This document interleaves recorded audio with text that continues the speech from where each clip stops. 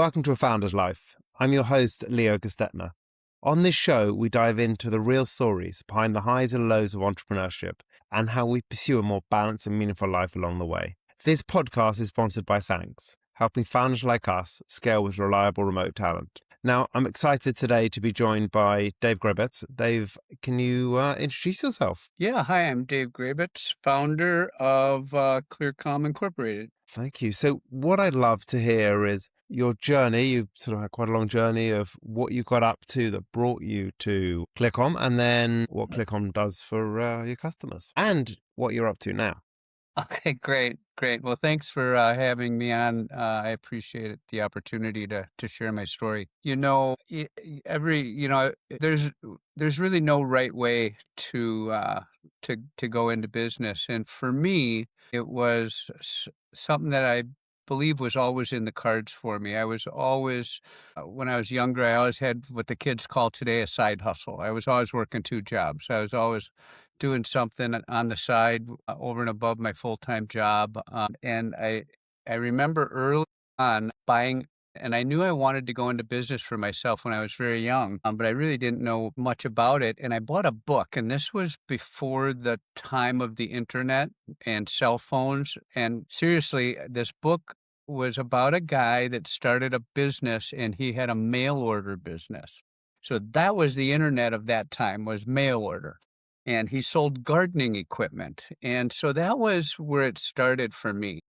And, I was fortunate enough in my career to be on the front side of many technologies. So when I graduated high school in 1979, I lived in an industrial town, and I got hired by one of the very good manufacturing companies, and they're a worldwide company today. It's JIK's company. It was a tractor plant. I was worked in the factory building tractors.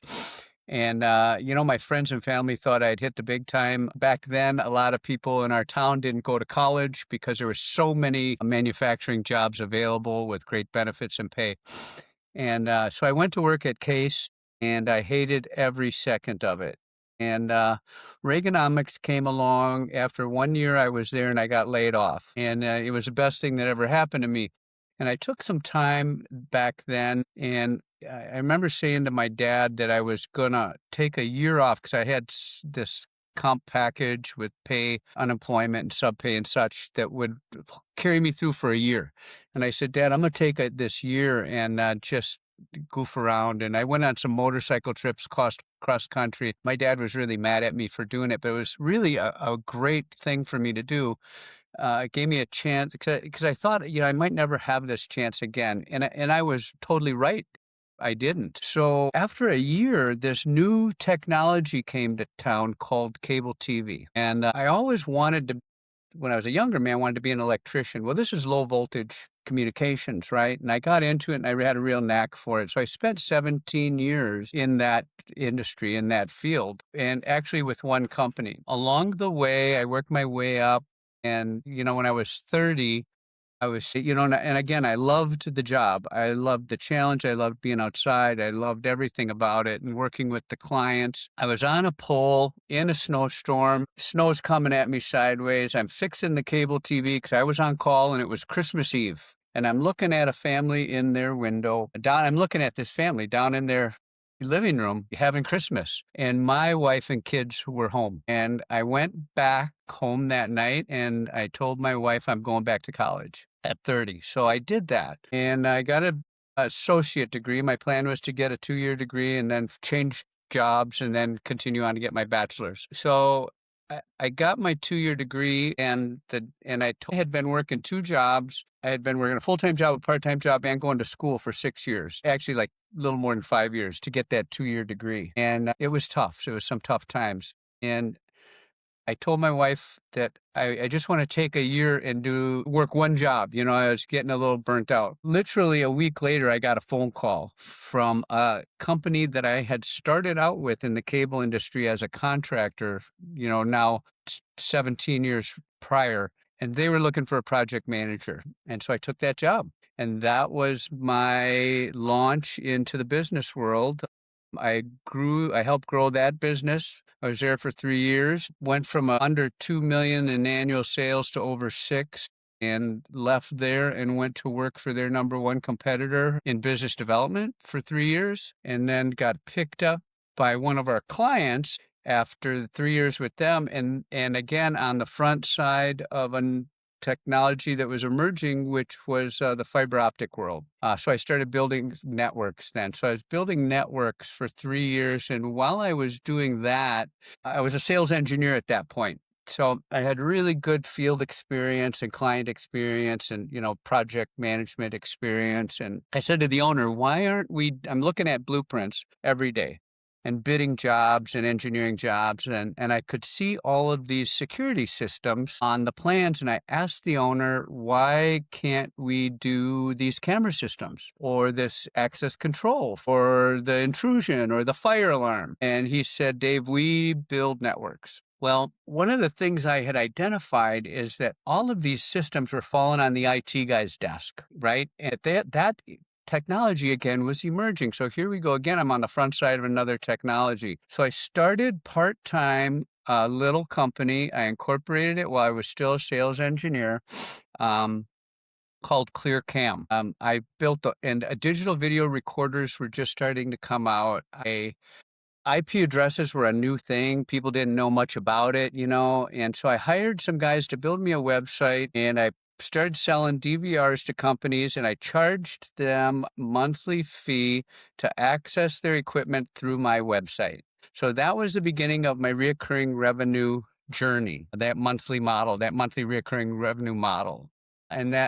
So the company was ClearCam. After 2 years, I worked two jobs for 2 years in 2000. That was in 2004, incorporated in 2006. I jumped in with both feet and changed the name to ClearCom. And then I got sued because there was a ClearCom already in California. It's a long story. Lawyers went back and forth and back and forth and back and forth for months. One day I picked up the phone and I called them. And, this is kind of what you got to do, is just take things into your own hands sometimes. I was paying my lawyer to sort this out. And I just called the company and they said, oh, well, we can make a deal here. All you got to do is put security and communications under your name and people will know who you are when they go to your website. And it was over. So ClearCom was hatched. And from there, I hired my first full-time employee in 2007 and just really started growing the business. So that's the backstory. That's what got me to starting the business. Excellent. That was quite some journey.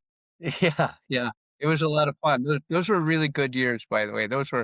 I look back on those years, and when I was one guy in a van, it was very, very rewarding financially. It was profitable. It was fun. I was doing everything, and then that changes as you grow. And if you have one employee, you might as well have 20, right? And so that's the path I was on. And then did you sell that business? What I happened to that did. I business? sold that business about a year and a half ago. Along the way, I grew it.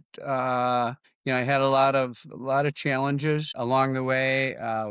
2 steps forward, 1 step back all the time. And yeah, I grew it to a little over 5 million a year annual with a very strong EBITDA and recurring monthly revenue model. And there was a couple of things that happened that just made me say, maybe now's the time. I thought I wanted to be done by the time. I thought it was going to take me a couple of years to exit. Now, saying that, I was wrong, by the way. I closed. I had a buyer and I closed in 7 months. But saying that, along the way, everything I did, I always began with the end in mind. And so that things that I had done 20 years ago really benefited me in the sale of the company, at that point. And at the time, it was like, okay, do this. I talked to some consultants, and I was always good about talking to people that had been where I was. Try to shorten the learning curve as much as I could. I still made plenty of mistakes. Now that I'm not in the game anymore, I feel like I left. I was finally figuring it out. And maybe I should have stayed. But anyhow, that process of selling went pretty smoothly because of, again, all the preparation I had done over 20 years, to get it ready to sell. Well, that's what you want. Talk to us a little bit about how family looks for you. Family. Well, I have two grown sons. They're 37 and 39 from my first wife. Connie and I were high school sweethearts, and we got married after high school, and had raised a family. Connie's really was a key element in me doing this. She supported always all of my crazy ideas of things I wanted to do. She knew I wasn't happy doing what I was doing, and she had a job with benefits and a good salary at the time, and supported my decision to go out on my own. At that time, let's see, I was 43 when I incorporated. So my youngest son was a senior in high school. So we were just about a senior in high school. No, he was in high school. Connie and I were empty nesters at 45. So, the timing was right for me to do it. I had the experience and, I thought I did anyways. And the timing was right in my life. And so she supported, so we did it. And it was great. Like I said in the beginning, and then in 2011, the day before Connie's 49th birthday, she was diagnosed with cancer. And she had then passed away 13 months later. In December of 2012, she had passed away. So that was, obviously a big, you know, I don't know, I don't want to say milestone, but it was a big landmark in my journey. And then I'm currently married. I remarried. I met my current wife, Becky. I met her 8 years ago, and this August we'll have been married for 5 years. And I have two bonus children. Her children are 10 years younger than my children. So we have four kids between the two of us, and we have two grandchildren. So Lovely. from my two sons, each one of my sons has a child. So it's a great time in our life. Lovely. And how does health look for you How in does health? terms of, in terms of fitness, nutrition, sleep, mental health, however you look at things? I look at all those things. So, I've always been super active. If you look at my bio, you'll see I have a lot of activities and sports I'm involved in. I started taking my health more seriously. I was always running, and, I always ran and did weight training so that I could to stay in shape to do all the things that I wanted to do. And after Connie got sick, one of the holistic doctors told us, that we really need to change our diet because she needed to stay healthy because of the chemotherapy. So we eliminated bread, pasta, red meat, and dairy from our diet, and went on this journey. And after she passed, I stayed on that diet. So now I'm in my early 50s, and I was in the best shape of my life, from 52 to 57. I was just ripped and just in the best shape of my life. And so I continued that. Uh, and it's really helped with all my other activities. To this day, I work out. I do weight training 3 days a week, and I run 4 days a week. My goal is to have 350 active days a year.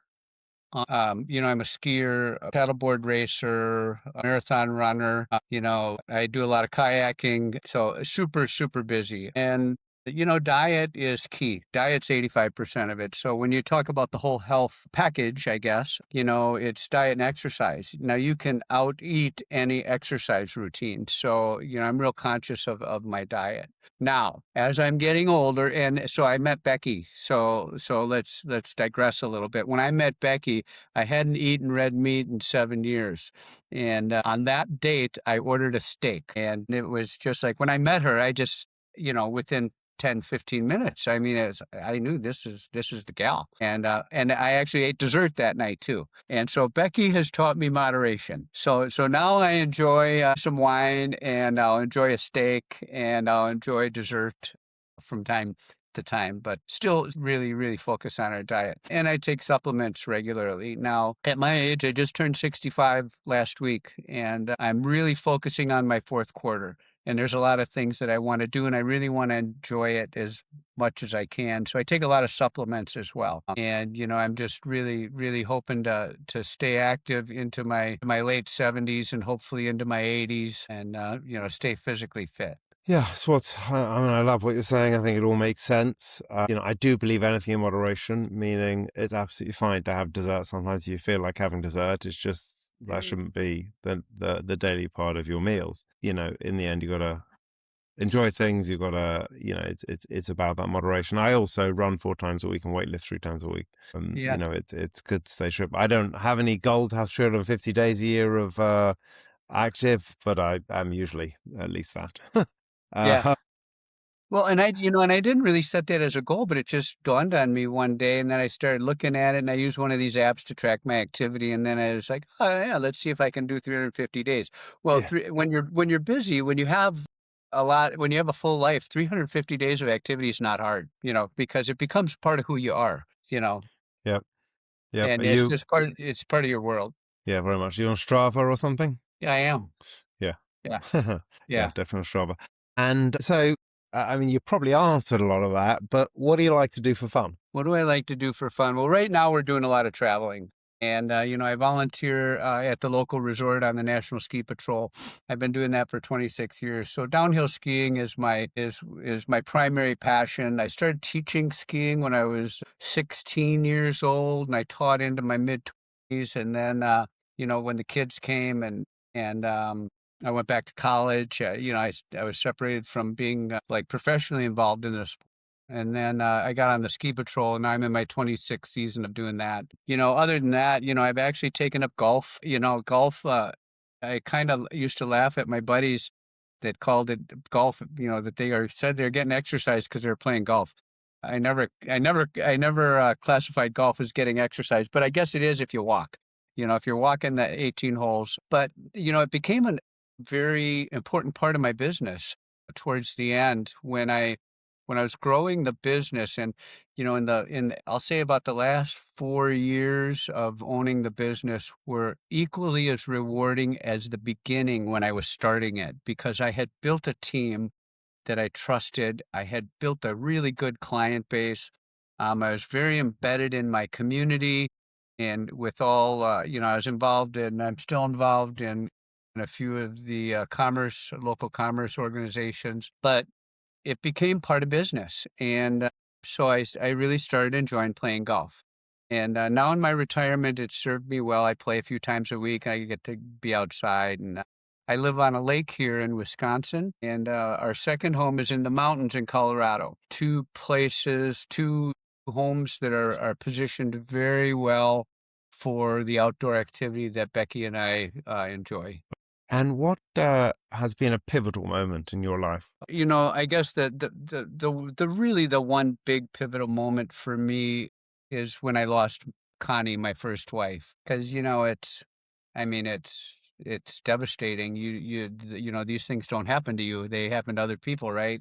And it was a time when, at that time, I looked at where I was in my life and where I was in my business, and I made a decision to really, I think, I don't know exactly, but I had 4 or 5, maybe 6 employees at that point in my life, and I was renting some space. I had some what they call flex space here, office in the front, warehouse in the back, on one of the busier roads, in the community, in the city of Racine, actually right outside of Racine, but in Mount Pleasant, they're joined. And I knew that I really wanted to, that this was like an opportunity for me, because, to really grow the business. Because if I fail, right, my kids are grown and gone now. And I always joked that I could go work at Walmart. I'll be fine. I could get a job if I flop, right? So at that time,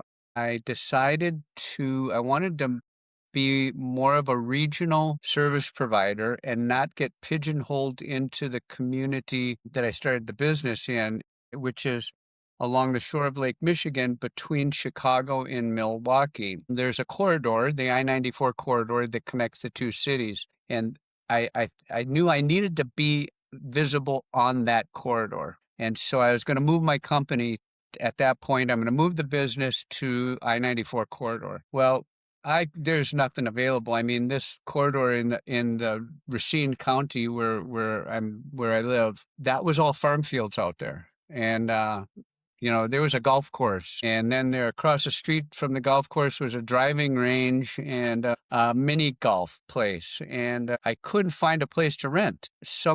Along the way, one of my associates said, "Hey, call this guy, and he just bought the mini golf and driving range, and he's going to develop it." I called him, and his name's John Henderson. I said, "John, this is what I'm doing. This is what I'm looking for." And I said, "If you build it, I'll sign a 15-year lease, and because this is where I want to be." I gave him my plan, and he bought in and said, "But the catch is this." He said, "I want you to have some skin in the game, so I want you to be my partner." And I was not ready for that, and I came up with the money. I figured it out and put a down payment, and John and I built a multi-tenant building on that corridor. Now, again, going back to what I had said earlier, I was on the front side of another thing, right? Something that I saw years ago, that corridor was going to be very, very sought after. And so that held true. I bought John out of that property 3 years ago. And within the last 2 years, this little technology company called Microsoft just bought hundreds of acres right down the street, right down the freeway from my property. And it's just a great location. They're building a data center there. A lot of that going on in the state of Wisconsin right now. But so that was, not only did that work out for me at this point in my life, but when I did it, it gave me the visibility that I wanted to the region. And so that really helped me grow my business from, I think I was just over $1 million a year in annual sales. It's a very small business and then, I got up to over 5 million in a short amount of time, in about, less than 10 years, more than quadrupled in size. So, that was huge. And now, as part of my exit, that building is under contract, and I'm hoping to close next month. And then that'll be the complete package, selling the assets of the company and selling the property, and I'll go enjoy my activities. Nice. And what is one piece of advice you'd give to an aspiring entrepreneur? One piece of advice: persevere. Don't ever give up. I had, over the years, there was multiple times where my advisors, meaning my banker, my insurance guy, my accountant, my lawyer, they recommended that I get out, close the doors. 2009 was the first time when the housing crash here in the U.S., things just dried up. There was nothing going on, and it was horrible. And I made it work. I mean, I'm not a very, I don't consider myself a businessman. Looking at it in hindsight, I guess I am, but I just looked at things logically and said, what do I have to do to survive here, right? I mean, I went down my list of expenses, and I went as far, I was doing things like canceling my newspaper, canceling the cleaning service. I cleaned my office. The one piece of advice is to really look at what it's going to take to keep going. Persevere. The term thinking out of the box doesn't really identify what I'm attempting to describe, but it's more about, like, for me, that failure was not an option. And, I had stepped back many times and reassessed. Along the way, I had a time when I was in a growth mode, and it was uncontrolled growth, which is so dangerous. And I got bit by that. And I had, again, it was a year that I lost a lot of money. My advisors all told me that you need to file bankruptcy, and I didn't. What I did was, again, I restructured, and I came back even better and even stronger. So I say rely on your advisors, but also stay true to your why. Identify what's your why and stay true to that. For me, this business was a vehicle for me to live the life I wanted to live. My why was because I wanted to do it my way. My why was because I wanted to build something. My why was because I really enjoyed and really got off on the hunt and the win, and the growth was so fun. And I knew that if I stayed true to that why, that everything would work out and I'd have enough money, and I did. Lovely. And how can people find you? Oh, you can find me on LinkedIn. I do a little bit of Facebook. I'm out there. That's about it lately. And yeah, I'm happy to mentor and help any entrepreneurs in any way. Thank you. It's always good to be able to give back in any form. And thank you for joining us. Well, thanks for having me. It's my pleasure. And again, reach out to me, anybody that's listening to this. You can find me on LinkedIn. If I can help you out, I'll be glad to do that. Excellent. And thank you for listening to today's episode. If you enjoyed the conversation, don't forget to subscribe to the channel and tell your friends. Leave a review. Thank you. Thanks, Leo.